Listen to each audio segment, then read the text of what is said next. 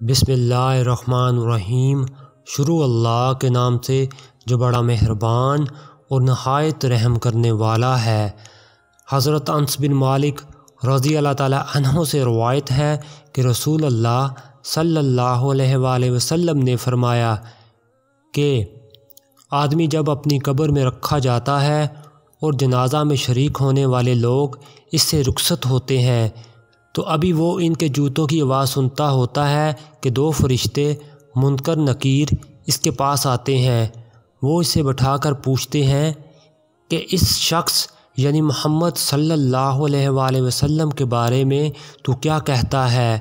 مومن تو یہ کہے گا کہ میں گواہی دیتا ہوں کہ آپ صلی اللہ علیہ وآلہ وسلم اللہ کے بندے اور اس کے رسول ہیں۔ اس کے جواب پر اس سے کہا جائے گا کہ تو یہ دیکھ اپنا جہنم کا ٹھکانہ کہ اللہ تعالیٰ نے اس کے بدلے میں تمہارے لیے جنت میں ٹھکانہ دے دیا۔ اس وقت اسے جہنم اور جنت دونوں ٹھکانے دکھائے جائیں گے۔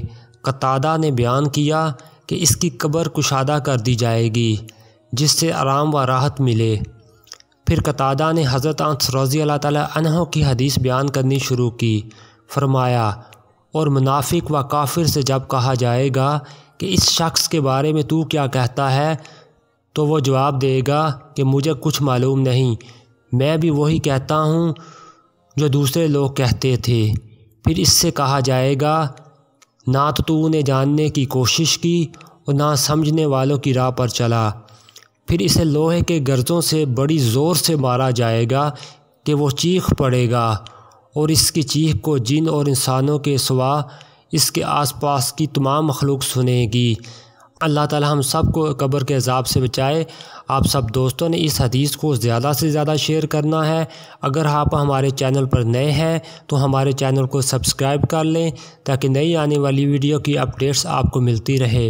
السلام علیکم ورحمۃ اللہ وبرکاتہ۔